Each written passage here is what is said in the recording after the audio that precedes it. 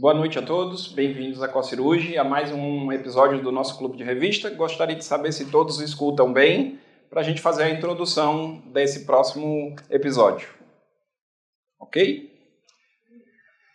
É com muito prazer que a gente está fazendo o terceiro episódio do Clube de Revista, um projeto piloto da Cocirurgi, através do seu braço de educação, a Cocirurgi Educa, e a gente tem o orgulho e o prazer de estar sediando para reunir os residentes e os nossos cirurgiões da cooperativa em mais um projeto de educação continuada. Gostaria de transferir a palavra para o Dr. Walter Feitosa, que vai coordenar esse episódio. Olá pessoal, tudo bem? Então, hoje a gente está no terceiro Clube de Revista aqui da Cocirurgi, né? Encabeçado pela Cocirurgi Educa. A gente tem esse comitê e a nossa obrigação é trazer temas relevantes aqui para o cooperado. Hoje a gente vai falar sobre hernia inguinal, que é uma temática muito comum, muito corriqueira para o cirurgião geral. A gente vai estar aqui com o nosso residente do Instituto Dr. José Frota, o João Pedro Andrade, também fazendo parte aqui da nossa bancada. A gente tem o Dr. Ayrton Lopes, cirurgião digestivo, chefe atual do serviço do IJF, e o Dr. Raul Ponte, staff também do nosso serviço do IJF. Então a gente vai começar aqui com a apresentação formal. Só para quem não acompanhou ainda os outros episódios, a gente tem uma dinâmica de 10 minutos de apresentação do artigo. O Dr. João Pedro vai falar qual é o artigo agora, e depois a gente tem a ponderação dos debatedores e volta para as considerações finais, e depois a gente abre para alguma pergunta, se porventura tiver. Fique à vontade, João Pedro. Olá, boa noite. Como o Dr. Walter estava falando, sou João Pedro, residente R1 de Cirurgia Geral do Dr. José Frota, e hoje a gente tem a dinâmica aqui para fazer o clube de revista, discutindo um pouco mais sobre o tema hérnias inguinais, baseado no artigo, no guideline, no grupo Hernia Surge, que foi publicado em 2023, falando um pouco mais sobre o manejo dessas hérnias inguinais e além de alguns tópicos relevantes também sobre o tema. A divisão de como vai funcionar esse nosso debate vai ser baseado principalmente nesses tópicos, que seria o uso da tela no reparo da hernia inguinal, há espaço para o reparo sem tela, qual a melhor técnica, aberta ou laparoscópica, qual tela escolher, o manejo da dor crônica pós-operatória e um tema também que foi bastante discutido lá no guideline, que é a emergência na hernia inguinal, o que há de novo. Um tema que é bastante batido, até mesmo nas residências, até na própria prática cirúrgica, é o uso da tela nas pacientes da cirurgia de hérnia, que basicamente nós pensamos de forma geral que todo paciente se beneficia do uso da tela. Entretanto, diferentemente de outros guidelines da própria Hernia Surge, atualmente o que antes era todo paciente merece uma tela, agora a maioria merece uma tela, pois há algumas peculiaridades que a gente vai discutir um pouco mais na frente, que faz com que nem todos os pacientes sejam beneficiados com o uso da tela. Mas, como a gente já conhece, até mesmo com a própria relevância na estatística, entretanto ainda com alguns graus moderados de evidência, mas o uso da tela, sim, ele diminui a taxa de recorrência dessas hérnias, podendo ver aqui até uma relação de 1 para 46. E, entretanto, não está relacionado ao que muitos acham, né, principalmente aqui no próprio guideline, a questão da dor crônica. Então, não tem tanta relação o uso da tela ou o não uso da tela. Entretanto, alguns pacientes vão ter um aumento do seroma quando utilizada essa tela, e também pacientes que têm algum grau de infecção ali de ferida operatória acabam se prejudicando também com o uso da tela. Então, nesse caso, que a gente sabia antes, que muitas vezes todo paciente vai merecer uma tela, fica a gente naquela de que a gente tem que saber ponderar bastante com o nosso paciente. E nesse contexto, a gente tem que saber, há espaço para o reparo sem tela? Como é que a gente pensaria nisso? O reparo sem tela, a gente acaba que não vê muito no nosso dia a dia, mas pelo menos ele tem sim local, principalmente em alguns pacientes selecionados. Como o artigo colocou, esses pacientes homens de mais ou menos 40 anos, hérnias com defeito menor que 3 centímetros, um IMC de 24, e sem fatores de riscos importantes, né? Que acaba que não é muito nossa vivência na prática cirúrgica, mas também é uma possibilidade da gente fazer. Além disso, da própria relação entre pacientes bem selecionados, há uma conversa com o próprio paciente, muitas vezes ele pode não aceitar o uso da tela, e a própria expertise do cirurgião, que muitas vezes ele tem mais, devido a essa evolução de realmente fazer o reparo mais com tela, acaba que muitas vezes não tem aquela expertise suficiente para fazer as técnicas sem tela. E acaba que isso também faz mudança no desfecho. E a técnica preferível no artigo seria a técnica de Shouldice. E também lembrar que existem pacientes que muitas vezes não vão ter recursos para usar essa tela. E acaba que muitas vezes, então, as técnicas sem telas também aparecem como uma oportunidade. E quando a gente vai comparar, principalmente naquelas hérnias inguinais unilaterais, qual seria a melhor abordagem? Seria a técnica aberta? Seria a técnica videolaparoscópica? O guideline, de forma geral, ele utiliza as duas técnicas, tanto a aberta como a videolaparoscópica, como alternativa para essa correção dessas hérnias. A técnica aberta, utilizando a técnica de Liechtenstein, que seria aquela técnica sem tensão, utilizando a tela, e a técnica videolaparoscópica com a TEP e a TAP, que seria a totalmente extraperitoneal e a transabdominal pré-peritoneal. Quando a gente pensa em relação a desfecho, elas na literatura acabam que têm desfechos semelhantes. Acabam que tem algumas peculiaridades que acabam fazendo você escolher entre um ou outro, mas acabam que em relação a desfechos não tem tanta diferença em relação à estatística na literatura.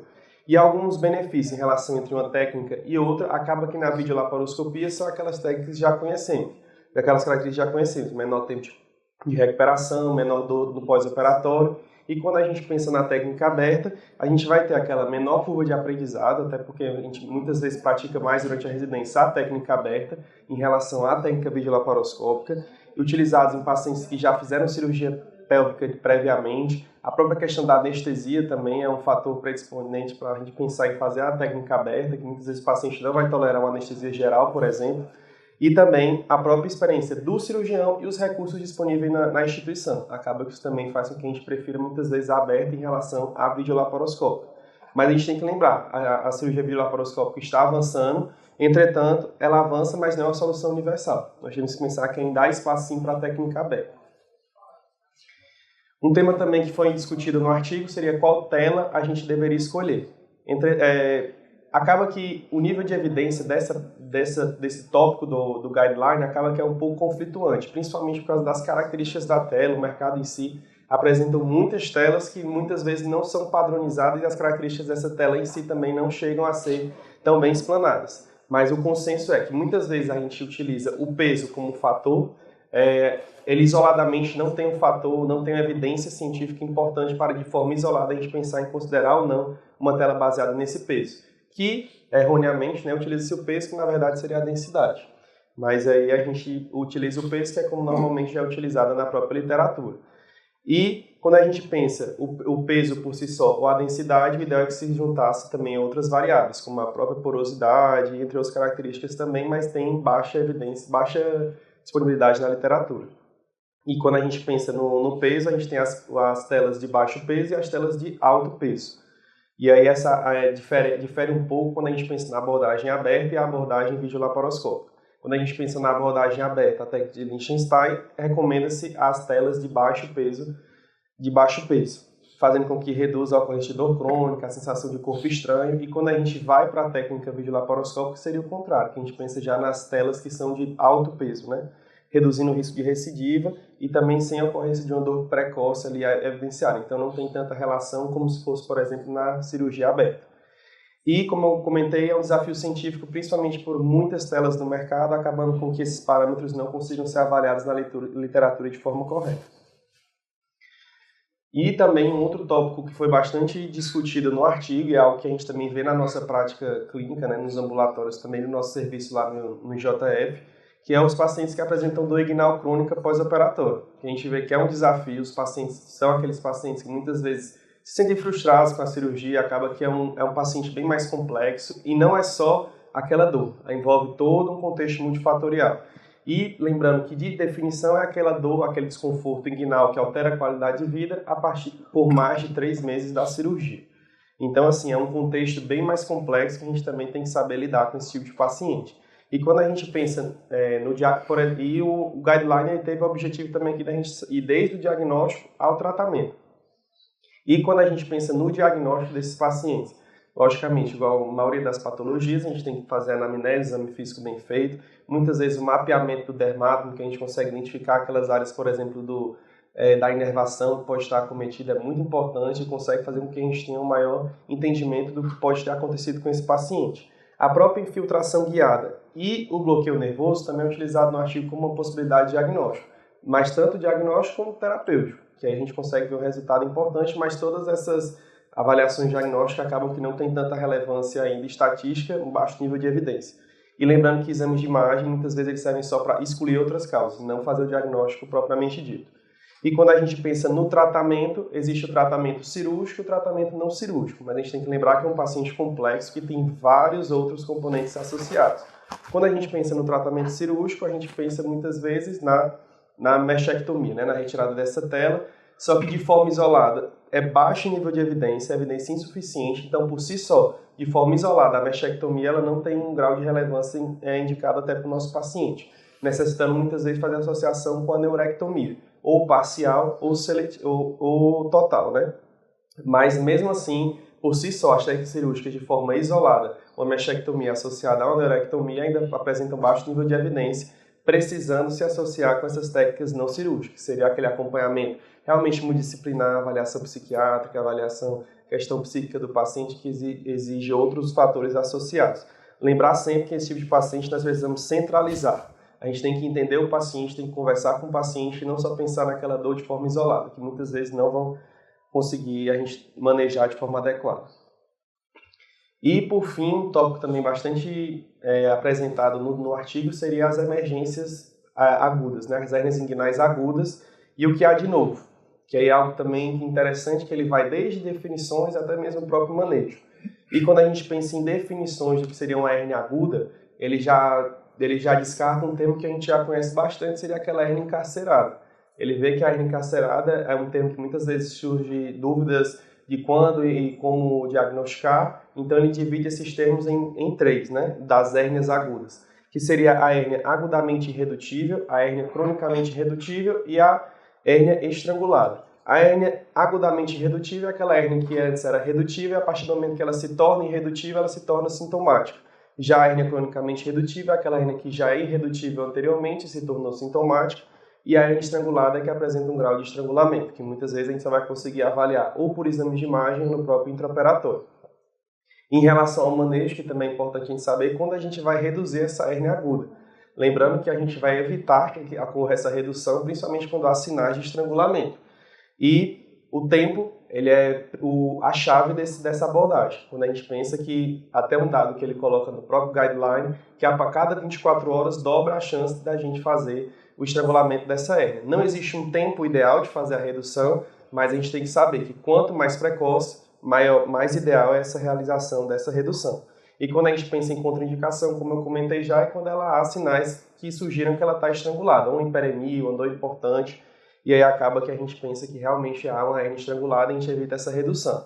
Lembrando que a hérnia reduzida, mesmo sendo aguda, a gente tem que fazer o reparo a posterior. E um reparo que não tem uma data correta, mas pelo preferencialmente de urgência, para que se evite novos episódios de agudização, e idealmente também com tela. E quando a gente pensa nessa abordagem cirúrgica, a videolaparoscopia é sugerida como principal tema, mas como a gente já comentou, exige uma expertise, principalmente nesses casos agudos, então o ideal é que a gente faça da forma que convém, né? Ou da aberta ou da videolaparoscópica. O uso da tela pode ser utilizado mesmo nesses pacientes que apresentam essas alterações intestinais, excetuando aqueles que apresentam perfuração ou necrose importante.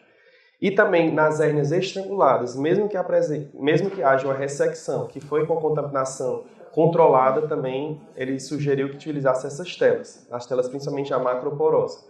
Então aí também foi alguma novidade, principalmente nesse contexto agudo, de utilizar essas telas, né? E aí no mais, a gente agora vai abrir um espaço para discussão e obrigado aí pela oportunidade.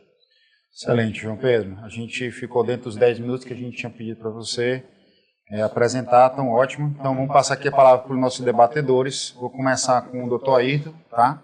Depois o Dr. Raul faz suas ponderações. Vocês podem falar um pouquinho sobre a apresentação, mas óbvio que o foco é o tema. Eu anotei aqui algumas coisas, depois a gente vai fazer aqui um bate-bola aqui. Fica à vontade aí. Perfeito.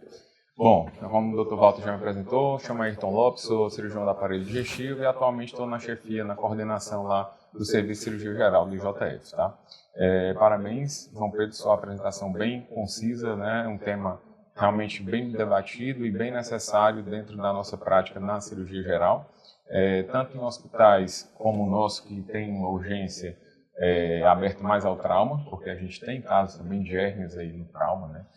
E no serviço de cirurgia eletiva como um todo, que aí sim a prevalência de hérnia realmente ela é massiva nesses nossos procedimentos, tá? Então assim, detendo-se aqui a hérnia inguinal, né? A gente, quando estava lá na faculdade, no começo da vida, a gente operou demais sem tela, né? A gente fazia muita cirurgia sem tela e, de fato, assim, é inevitável que a recidiva dessas hérnias realmente eram muito mais acentuadas quando não utilizadas as telas, né? A gente usou, basicamente, na época, a técnica de Bassin, que é uma técnica que era extremamente factível, fácil de ensinar, fácil de fazer e fácil de recidivar, né? Então, era uma técnica realmente que tinha uma falência muito grande, aí beirando os 30%. E a técnica de Shouldice, no reparo aberto das técnicas sem tela, né? Shouldice é um reparo extremamente bonito de se ver quando você vê uma pessoa que realmente domina a técnica e que tem uma taxa de recidiva na literatura extremamente baixa, principalmente quando você olha ali no centro onde a técnica foi primariamente idealizada e até hoje realizada. Mas no mundo nunca se mostrou a mesma eficácia da técnica do centro inicial, né? Daí, ao longo do tempo, a tela atingiu cada vez mais a proporção que é hoje, onde se pensa em hérnia, se pensa em tela, por conta da dificuldade em aprendizado da técnica de Shouldice nos serviços em geral, de cirurgia geral, tá? A própria experiência minha sem tela hoje, ela basicamente não existe, até porque o nosso reparo hoje em dia ele é basicamente laparoscópio, né? A laparoscopia, por quê? Porque a dor do pós-operatório, a recuperação ela é muito mais rápida e a maioria dos nossos pacientes prefere uma cirurgia onde ele se recupere mais rápido, volte mais rápido ao trabalho, tenha uma capacidade produtiva dele mais ativa de forma rápida e efetiva. E isso, a técnica laparoscópica, ela realmente se mostra superior, assim como foi mostrado aí no guideline, né? De tal sorte que a gente, na prática do serviço privado, a gente basicamente só opera cirurgias por videolaparoscopia. A técnica aberta ela acaba sendo uma exceção para aqueles pacientes onde realmente há alguma contraindicação anestésica cirúrgica ali para aquele tratamento por via laparoscópica, né? Basicamente, os pacientes que não toleram anestesia geral, uma posição onde você tem que ficar ali no Trendelenburg um pouco mais acentuado, e aí nesses casos a gente acaba fazendo a técnica aberta, tá? Quanto ao uso da técnica sem tela, nesse paciente predominante aí indicado no artigo, onde aqueles pacientes com aproximadamente 40 anos, magros, bem selecionados, esses pacientes, no serviço privado, normalmente ele não quer. A gente oferta, ele não vai, na maioria das vezes, querer, porque ele já vem com a ideia de que a cirurgia é a cirurgia laparoscópica. E no SUS, aí vem o revés. A gente nunca pega hérnia inicial, hérniazinha pequena, né? A prática da gente no JF, assim como acho que na maioria das residências, a gente pega sempre um paciente já com a hérnia mais avançada, dado o tempo de fila de espera que esses pacientes têm até chegar no tratamento cirúrgico, né? Então, de fato, a gente no JF, o Walter como coordenador da residência, sabe que realmente é muito pífia a nossa casuística em termos de reparo de tela com técnica de Shouldice, né? São pouquíssimas as vezes que a gente teve a oportunidade de realizar essa técnica, tá? E aí um ponto importante agora é em relação à técnica extraperitoneal com a técnica transperitoneal.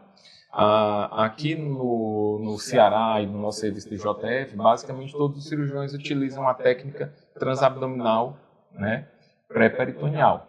Por quê? Porque ela, em relação à técnica extraperitoneal, ela é mais facilmente treinável, né, mais facilmente executável pelo residente do que a técnica extraperitoneal. E quando você compara os benefícios entre uma e outra, você vê que realmente é muito tênue, não tem nada que diga, não, vamos fazer extraperitoneal, ela é mais complexa, um pouco mais difícil inicialmente de se aprender, mas ela vai trazer um resultado melhor. Então não existe isso e acaba que a gente opta no nosso serviço e na minha prática como cirurgião, ou fazer realmente a técnica a técnica transabdominal pré-peritoneal, tá? Eu não tenho vivência com a técnica extraperitoneal, então não posso opinar muito por ela, mas na literatura é isso. Ela tem algumas indicações mais precisas quando paciente que tem algum grau de acometimento intraperitoneal, por cirurgia prévia, por infecções prévias. Quando você entra extraperitoneal, você vai entrar numa área onde está virgem de cirurgia. Então, a cirurgia vai ser uma dissecção mais fácil, mais tranquila, em relação a você não entrar no abdômen, onde vai estar ali um bloqueio de alças, onde você tem risco de causar lesões de alça. E essa, assim, é um grande fator ali que você leva a extraperitoneal como sendo uma boa indicação, né? Apesar de que na minha prática clínica, de fato, eu não tenho experiência nisso, tá? Com relação à inguinodinia, né? A inguinodinia, que é a dor crônica pós-hernioplastia inguinal. Ela é uma presente, assim, no nosso serviço de cirurgia geral, a gente tem vários casos, porque a gente faz muita hérnia. Eu acho que dentro do serviço aqui de cirurgia geral do estado, a gente é um que tem uma grande casuística, se não uma das maiores casuísticas de reparo de hérnias, né? Então, de fato, a gente acaba, por ter uma casuística grande, acaba acompanhando um grande número de pacientes com isso, né? No nosso serviço, a gente dispõe desse atendimento multiprofissional, onde a gente vai ali, não somente o cirurgião e o paciente resolver o problema, mas a gente tem a clínica de dor, que está nos ajudando muito no manejo dessa dor crônica, e a gente tendo realmente isso em vários pacientes nesse tipo de tratamento. E a gente está utilizando lá tanto a questão dos bloqueios anestésicos, quanto um colega nosso que também trabalha muito com isso, já fez alguns casos de neurólise, de neurectomia seletivas, para tentar tratar essa dor crônica, mas realmente é uma doença chata para o paciente, que traz um grande prejuízo à qualidade de vida e que a maior, assim, forma de tratar é tentar evitá-la, né? Então é fazer um manejo mais adequado dos tecidos, ter cuidado na técnica aberta de fazer uma preservação nervosa, ou se vir que o nervo vai ficar ali encarcerado de alguma forma, já fazer a neurotomia na hora da cirurgia, lembrando de fazer aquela sepultamento ali do coto nervoso dentro das camadas musculares para diminuir a incidência de inguinodínia no pós-operatório, né? Nas técnicas laparoscópicas, cuidado na hora de fixação da tela com os taques para evitar aquela área do trígono da dor, né? Isso é muito importante para evitar também problemas no futuro, e aí tratar menos pacientes porque a incidência será menor, né? Eu vou passar agora a palavra para o Raul, que eu estou sem relógio, não sei quanto tem mais. Já ia falar, né? Eu vi o Dr. Walter pegando aqui o celular. Mas aí volta depois para a gente fazer um arremate, tá? Então, Raul, por favor. Perfeito. Quero parabenizar o do João Pedro, foi muito bem dada, muito concisa, bem objetiva. E assim, eu não tenho tanto o N como o Dr. Walter, como o Dr. Ayrton em hérnias. Eu tive muito mais experiência na hérnia durante a residência. E a gente teve muita experiência com a técnica dos testais, né? Que a gente fazia basicamente a maioria das hérnias abertas. E um artigo muito interessante do Chilão, eu achei que bem interessante, ele traz para a gente muita a nossa realidade, e que às vezes muitas variáveis que você tem que levar em consideração para tratar aquele paciente com hérnia, né? Ele fala da Shoedice, né? Que acaba que para aqueles pacientes que são bem selecionados, né? Tem um hérnia tipo L1, L2, né? N1, você pode tentar tratar de forma sem telas, né? E outra técnica que eu achei interessante, que é a Desarda, né? Que é uma técnica indiana, que também não usa tela, né? Ela é mais facilmente reprodutível, só que ainda não tem estudos que falam se ela, de fato, no segmento, ela tem alguma taxa maior de recidência, né? de recidiva de hérnia, né? Só que, tipo assim, precisa de muito estudo, acaba que o pessoal fica um pouco empolgado para querer aplicar essa técnica, só que não tem muitos estudos que não nos dá muita segurança em aplicar nos pacientes sem ter o risco de ter a recidiva da hérnia, né? Outra coisa interessante que eu acho das hérnias, principalmente que são feitas por videolaparoscopia, é que quando você aborda um paciente e você encontra uma hérnia oculta, né, uma hérnia contralateral que ela não tem sintomatologia, não tem clínica, e você fica naquela, né, você vai querer abordar naquela hérnia, né, tão pequena, né, e acaba que tem estatísticas que falam que 30% dessas hérnias que estão ocultas, elas podem futuramente causar, né, ter alguma progressão, aumentando, tipo, a 1,2% ao ano, né? E você tem que abordar esse paciente posteriormente, né? Só que isso não tem nenhum certo nem errado, né? Se você não abordar essa hérnia contralateral, que é assintomática, se você quiser que abordar, está certo ou errado, às vezes depende muito da questão de como você combina com o paciente, né? Então, isso é o principal fato que você tem que fazer com o paciente antes de abordar ele. Já explico para o paciente, se encontrar uma hérnia contralateral, né, que ela não é sintomática, e aí você aborda o paciente, se eu te encontrar com outra hérnia, você vai querer que a gente aborde? Que às vezes, tipo assim, nem sempre essa hérnia vai evoluir com a necessidade de abordagem, mas tem situações que vai evoluir, e aí você tem que reabordar esse paciente futuramente, né? E isso é uma coisa que deixou bem claro no artigo, que não é algo muito obrigatório, vai depender muito da sua conversa com o paciente, né? Bem interessante isso. Ok. Eu vou trazer aqui umas ponderações, a gente pode deixar aberto aqui para todo mundo comentar, tá? Então, só para deixar claro, a gente está abordando esse artigo específico, tá? Que é um guideline europeu, tá? São vários serviços, né? Italiano, alemão, dinamarquês, então traz a visão sobre o problema hérnia e também em relação ao tratamento. É um artigo extenso, né? Ele é dividido em vários capítulos. O João Pedro sintetizou os principais, porque senão ia ser realmente muito extenso. E aí, assim, a ideia dele foram mais ou menos 5 anos de construção desse guideline, né, para ele ser publicado agora em 2023. Então, é bem atual, com uma visão mais holística ali da sociedade europeia. Eu achei interessante porque ele traz evidências temáticas que traz evidência fraca ou forte para você, né, trazer para a sua realidade, tá? Então, a gente está falando aqui de Fortaleza, Ceará, serviços do SUS, né, que a nossa ideia era trazer serviços de residência. E aí eu vou trazer algumas perguntinhas, João Pedro, se você tem a resposta aqui no artigo, mas lógico que a gente vai abrir aqui para os colegas que estão debatendo. Primeiro, em relação à dor crônica, o artigo ele traz alguma coisa sobre tratamento medicamentoso, qual é a etapa que entra no tratamento medicamentoso, ou se ele já vai para neurotomia, enfim, como é que ele aborda essa parte aí? Assim, a abordagem, ele divide realmente a abordagem cirúrgica e não cirúrgica, e ele comenta basicamente também falando, não fala propriamente da abordagem medicamentosa em si, mas ele fala que faz parte da abordagem não cirúrgica. E idealmente seja feito em conjunto, pensando se for fazer essa abordagem cirúrgica em conjunto com a não cirúrgica. Certo. Porque foi vista, como eu até já comentei, a abordagem cirúrgica por si só, ela não teria um nível de evidência não associado a outros níveis de abordagem. E a parte medicamentosa entra aí também. A gente fazer essa abordagem, fazer essa avaliação e também fazer esse acompanhamento, como o Dr. Ayrton falou, até mesmo em alguns centros com avaliação da equipe da dor. Certo. Você falou também sobre a escolha da tela, né? Então, depois os meninos podem até comentar isso aqui. O meu doutorado foi em desenvolvimento de uma tela, tá? Então, estudei bastante sobre materiais de tela. E você falou sobre a gramatura, né? Que não é o peso e sim a densidade, né? Hoje, o mercado traz, né, inúmeras telas, né? Seja com porosidade diferente, seja com gramatura diferente.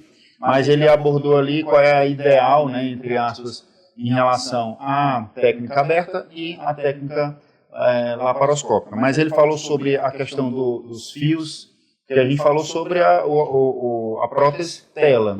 Mas em relação a fio, a tipo de tag, se ele abordou esse aspecto, não. Não, foi mais realmente o uso da tela em si. E o perfil da gramatura, né? Até pensando nessa dificuldade de você fazer esse ajuste, né? Tanto por questão de fios, dessa grande diferença tanto de abordagem de mercado, também realmente ficou focado basicamente na parte das telas em si. A gente teve até recente lá no JF, na nossa sessão de sexta-feira, falando sobre o tipo de fio, né, que a gente utilizaria, né, na fixação, porque querendo ou não a gente está aumentando a quantidade de corpo estranho na fixação da tela, seja com um tag metálico, que existe ainda, seja com fio inabsorvível, que você aumenta a quantidade de corpo estranho naquela região, se não seria melhor você colocar a quantidade mínima de fixação com ponto absorvível, enquanto essa tela faz a sua adesão, né, na musculatura. Então ele não aborda essa parte especificamente, né? É interessante. Mas ele fala também sobre o uso a técnica sem a prótese, sem a tela, né?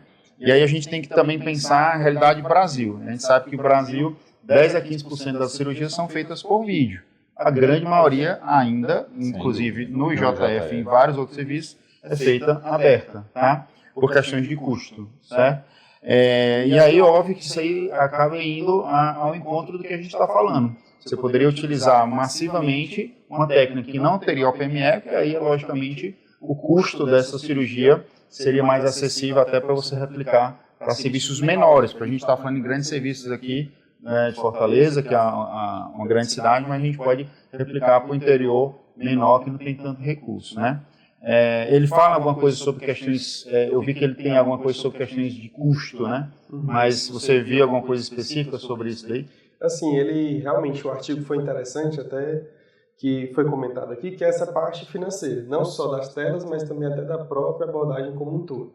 E em relação às telas em si, ele fala que se não tiver o aparato adequado, a parte financeira adequada, é preferível fazer essa abordagem sem tela, é até uma das indicações dessa abordagem sem tela, mas também ele fala assim, no momento em que há a possibilidade de ter telas, mesmo em locais que têm uma dificuldade financeira, tentar conseguir telas financeiramente mais rentáveis, sendo que aí acaba que é questão de mercado, né?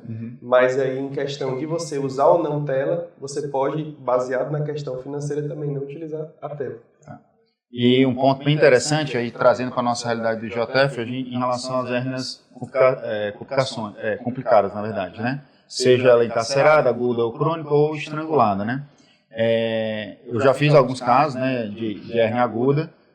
Na minha visão, é importante, porque você consegue também avaliar se você já tem um sinal de sofrimento daquela alça, que às vezes na aberta a gente não tem, né, muito detalhe, mas seria uma opção. Agora, você tem que ter, além da expertise, ter material, porque se você tiver uma alça já com sofrimento, você vai ter que ter o material, especificamente laparoscópico, para você fazer a ressecção daquele segmento e depois fazer o reparo, né? Então não é só ter a expertise em fazer, e sim o material necessário para corrigir naquele momento, né? Senão, realmente é melhor você fazer o mais prático, que seria a convencional. Então, assim, é ótimo, que até você frisou, né? Se você tiver expertise eu só boto lá dentro aí material adequado para isso, né? Que na nossa realidade, lá no JF, a gente não tem os grampeadores, a gente realmente, para a parte mais de emergência, seria um pouco mais restrito, tá? Então, o que é que vocês veem nessa parte de acrescentar? Fica à vontade aí agora.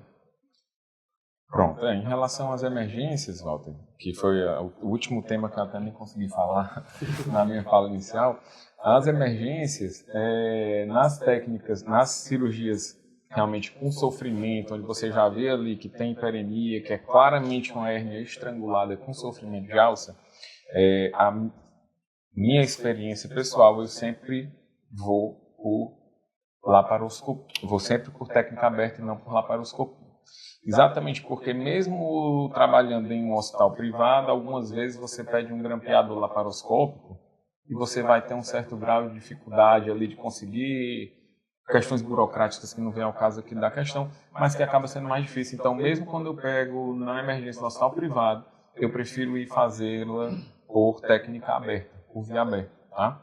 E mesmo nos casos de contaminação, que isso foi uma grande mudança também, que antes, assim, hérnia estrangulada nunca se usava tela. Eu aprendi isso quando eu era interno. Então, sempre era reparo sem tela, né? E hoje em dia não. Hoje você faz ali uma limpeza, uma lavagem da cavidade, avalia e você normalmente consegue colocar a tela mesmo com um grau ali de contaminação, com sofrimento de alça, ainda assim você consegue fazer esse reparo com tela, né? A outra coisa importante frisar é que, para os residentes sobretudo, que nem toda alça que está azulzinha ali na hora que você abre, que assusta o residente. A última vez que eu fiz agora, há um mês atrás, eu abri um paciente até pós-operatório de transplante hepático que fez uma hérnia inguinal encarcerada. E aí a gente abriu o paciente, o residente que estava comigo da geral disse assim, ixi, doutor, está estrangulada. Eu disse, calma, vamos abrir o anel aqui, vamos dar um tempinho para essa alça respirar, que aí a gente pode ser que mude. Então, nesse dia aí a alça realmente estava bem, aquela coisa bem limítrofe. A gente pegou, eu dei uma fixada aqui com um fiozinho, reduzi tudo, deixei ela lá dentro, depois de ter lavado, passado no sorinho morno, fui lá dentro, fui soltando, preparando aqui o local da hérnia, depois o fiozinho que eu peguei aqui, peguei uma pinça, puxei aqui a alçazinha, a alça já estava com outra cor, né? Então, às vezes, o residente ou recém-saído da residência se depara ali, a primeira coisa que ele vê logo é que vai ter que ressecar, ter que fazer anastomose e tudo. E isso é um cuidado que vocês têm que ter, de dar sempre um tempo para aquela alça ali restabelecer o fluxo, que na maioria das vezes, apesar de ela já estar feia, toda cianóticazinha, ela ainda consegue ali reverter e ficar viável e manter ali sem nenhum... E tu colocou a prótese também? E coloquei prótese também, tá?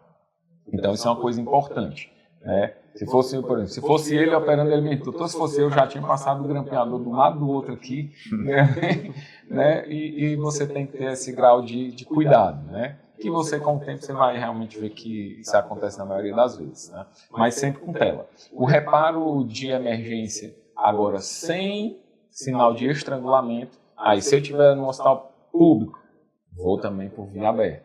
Porque a gente acha que não está encarcerado, acha que não está estrangulado, mas às vezes durante o manejo você vê que vai ter algum grau ali de sofrimento e você vai ter que converter, porque você não vai ter de jeito nenhum material, nem com muita briga, com muita solicitação, manda vir, depois resolve, a família paga, que é assim que a gente faz no privado, né? Mas no SUS não vai ter essa opção, então você vai começar de um jeito para terminar de outro e fica aquela coisa que, ao meu ver, eu não sou adepto, tá?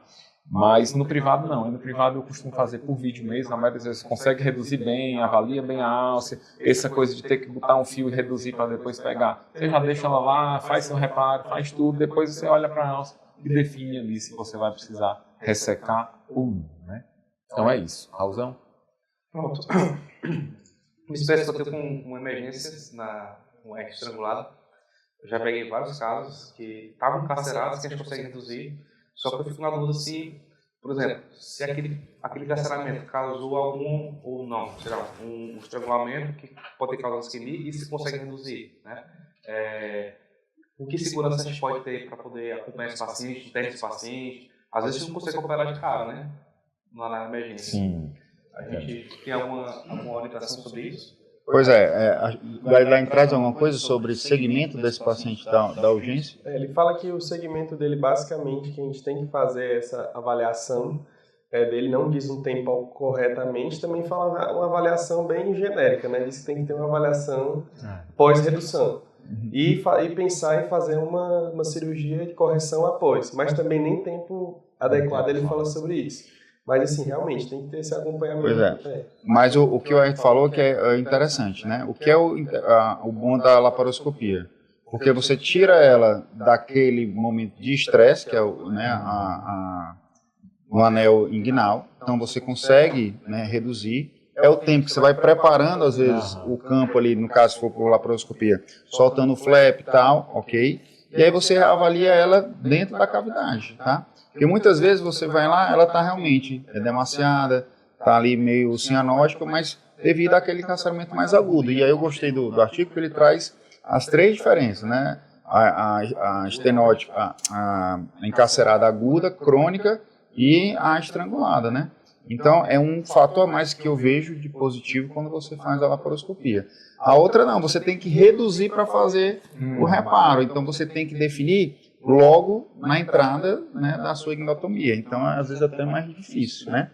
E aí, óbvio, eu pondero também o quadro clínico do paciente. O paciente está muito estendido, estava vomitando, estava com aspecto séptico, enfim. Tem outros comemorativos, provavelmente não era uma hernia encarcerada simples, era realmente uma hernia de sofrimento importante.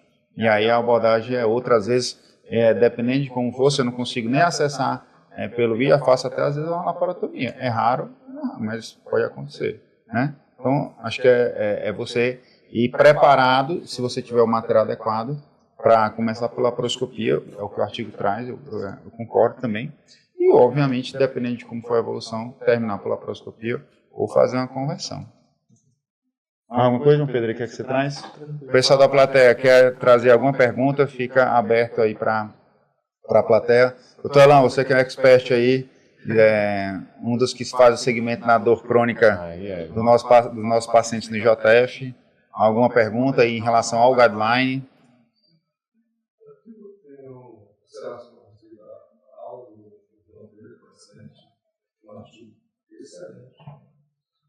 Muito palpável, né? Então, é o dia a dia, o ensino privado. Faz parte realmente do nosso dia a dia. Parabéns pela escolha do artigo. Queria parabenizar também a COSCIRUJ pela iniciativa, excelente iniciativa. Ela aglutina todos nós, cirurgiões, né? Parabéns ao Núcleo de Cirurgia Geral do JF, no CIG, é um excelente serviço. Eu queria também aproveitar para parabenizar o serviço de dor do JF, que é fantástico. É fantástico. Ele dá uma tranquilidade para o serviço, porque de forma multidisciplinar, de a gente trabalhar pacientes mais difíceis, né? São pacientes que já foram comentados na aula, foram comentados na discussão, os pacientes com dor crônica. O JF, nós temos realmente alguns pacientes do nosso serviço, de outros serviços que são tratados no nosso serviço. Nós já fizemos neurectomias, já fizemos por vídeo, inclusive, já fizemos meshectomias, e temos o apoio total do serviço de dor, então eu queria fazer esse comentário. Eu queria aproveitar, era para tirar da discussão aquilo que a gente sempre discute nas nossas sessões de sexta-feira, quando apresentamos um caso. É muito importante a gente passar um recado e trazer alguma novidade para o nosso serviço. Eu tinha alguns questionamentos. Há espaço para a gente ensinar os nossos residentes técnica de Shouldice, já que é uma técnica sem tela, é a única técnica sem tela que seria viável e ela seria equiparável com as outras técnicas, já que foi um serviço que se modernizou com o passar dos anos, já que no começo eles ficavam 2 meses afastados, 45 dias, hoje 1 mês, e a tendência é ficar de 15 dias afastado. Então, para poder ela competir com as outras técnicas, então eu acho que eles evoluíram, eu acho que tem espaço para a gente ensinar.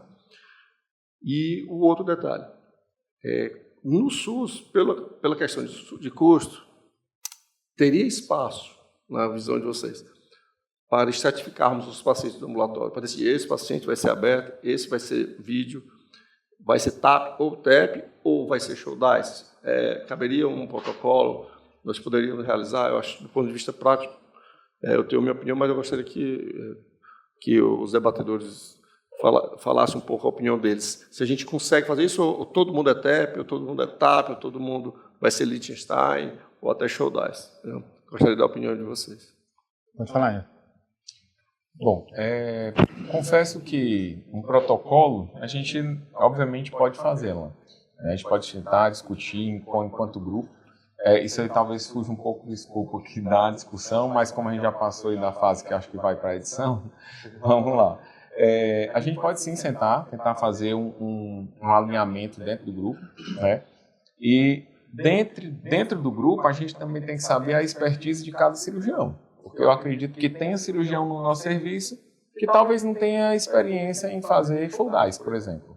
Então, assim, tem que ser um protocolo, mas um protocolo aplicável e selecionando para quem aquele paciente ali vai. Não adianta eu querer botar uma técnica totalmente extraperitoneal e botar para mim, eu não sei fazer, né? Ou vice-versa, ou mandar uma TAP para quem só faz Liechtenstein e assim vai. Então a gente teria que realmente montar um serviço, montar um protocolo bem amplamente discutido dentro dos cirurgiões de serviço, definir para quem seria o nicho de cada expertise, né? Doutor A vai operar preferencialmente TAP, doutor B preferencialmente TEP, doutor C preferencialmente Liechtenstein. Liechtenstein não é o que todo mundo faz, mas preferencialmente Shouldice e Liechtenstein para todo mundo, como já é hoje em dia. A gente poderia sim, né, pensar e discutir isso daí. Do ponto de vista de custo, eu, assim, particularmente pelo custo da tela em si, Eu acho que hoje não é grandes problemas não, porque a tela de Marlex, entre aspas, né, a tela de propileno que é utilizada na técnica aberta, ela é muito baixo o custo. Se você pensar, para o IJF, uma tela de 15x15 ela não sai nem a R$100. Então não é um custo que vai impactar a ponto de eu mudar um serviço por ela. Agora, baseado na literatura, mostrando que tem evidência, como a gente viu aqui, a gente pode rediscutir. Confesso que para mim eu nunca nem aventei a possibilidade de pensar isso para o serviço, né? Porque eu não via vantagem em você fazer uma técnica sem tela, onde muitos cirurgiões não têm expertise de fato para fazê-la, ou seja, a gente vai aumentar a taxa de recidiva, vai ter pacientes que vão ser prejudicados, né? A partir do momento que eu tenho um Liechtenstein com a recidiva de 1, 2%, e vou fazer uma show dice que teoricamente tem a mesma recidiva, mas que na prática vai ser 10%, vai ser 15%, vai ser 8%, não sei. Mas esse hiato aqui entre o 2 da literatura e o 10, sei lá, da vida real, será que isso daí seria custo-benefício para o serviço mesmo? Será que vale a pena ter que reoperar doentes? Tem que ser uma coisa que a gente tem que pensar. E a gente podia fazer um trabalho mesmo, prospectivo, com 2 braços, ó, vamos estratificar. Se é paciente de 40 anos, aproximadamente, com IMC disso, com colo menor do que isso, a gente podia tentar fazer até um trabalho mesmo. Vamos abrir 2 braços. Liechtenstein, que é o padrão nosso lá, e show dice. E fazer um comparativo. Seria uma coisa muito interessante que a gente pode se sentar e procurar fazer. Muito bom. Vamos finalizar esse clube de revista, né? A nossa ideia sempre é trazer um artigo de relevância para a gente trazer novidades para o nosso cooperado. Então, acho que a gente conseguiu discutir vários temas aqui. É um artigo extenso, a gente vai deixar disponível, né, nas nossas redes. Quem tiver alguma dúvida depois também pode enviar, que a gente pode, né, fica à disposição. Então, mais uma vez, queria agradecer o tempo do nosso cooperado que, né, participou aqui em loco e também os que nos assistiram aí também no online. Então, qualquer coisa a gente fica à disposição. Até a próxima.